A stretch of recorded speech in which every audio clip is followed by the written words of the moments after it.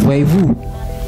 Et alors, dans tout cela, quelle est la pensée de Dieu? La pensée de Dieu n'est rien d'autre que les autorités dirigeantes, Monsieur le Président, être en connexion dès ces années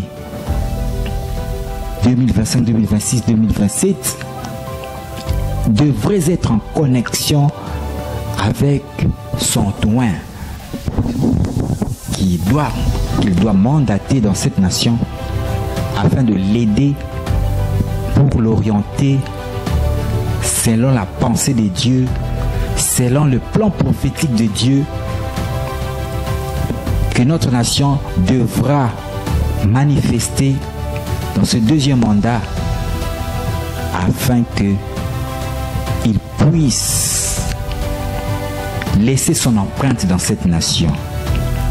Voyez-vous, car il y a un adage qui dit: vous quittez le pouvoir pendant que le tapis rouge est déroulé, que de voir le pouvoir vous quitter sans tapis rouge. Très important cet adage. Mieux vaut quitter le pouvoir pendant que le tapis rouge est déroulé que de voir le pouvoir vous quitter sans tapis rouge. Nous allons donc conclure avec cet adage. C'est là pour dire aux autorités dirigeantes de cette nation de prendre en considération ce message de cet homme de Dieu, car il vaut mieux prévoir pour ne pas subir l'avenir. Les hommes spirituels écrivent l'histoire. Par contre, les hommes charnels, eux, subissent l'histoire. Les hommes spirituels écrivent l'histoire, mais les hommes charnels subissent l'histoire. Très important, bien chers internautes. Nous avons voulu parler en parabole, mais ce qui est à retenir, c'est que prévoir pour subir, ne pas subir, nous devons comprendre, les autorités doivent comprendre, doivent d'abord prendre au sérieux le message de cet homme de Dieu.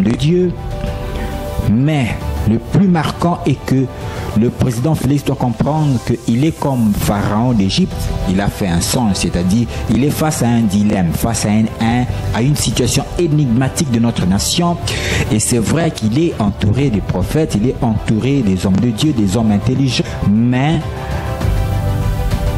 il doit comprendre que la solution ne viendra pas de son entourage, mais la solution est quelque part à lui d'être en connexion avec ce toit de l'Éternel que Dieu a prédestiné pour le salut de cette nation.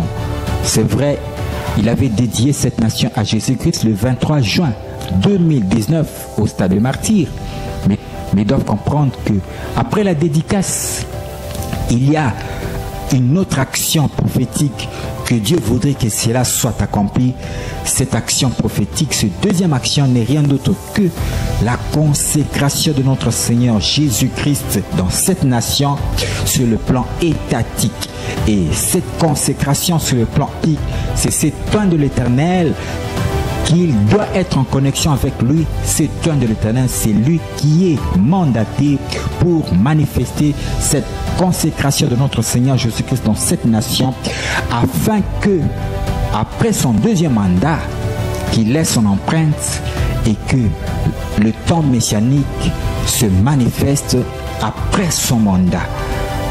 Comme avait dit l'homme de Dieu, le pasteur Roland Dallot, ce n'est pas le président Félix que nous connaîtrons l'âge d'or, mais c'est celui qui viendra après lui.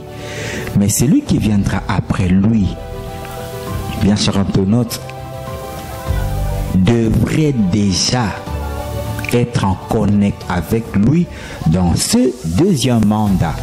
Donc l'émission Rema sur la RDC, si vous avez aimé cette émission, bien sachez que nous étions au studio Hotterm Studio Création. Je m'en vais saluer du côté de Goshen Pasteur Gilles Di Bazola. Je m'en vais saluer aussi la sœur Modestine Timba. Je saluerai, pourquoi pas, Maître Nathanaël Kibungu, prophète de la nation Némi Lomanga, hein? Prophète Élisée Biaï, hein?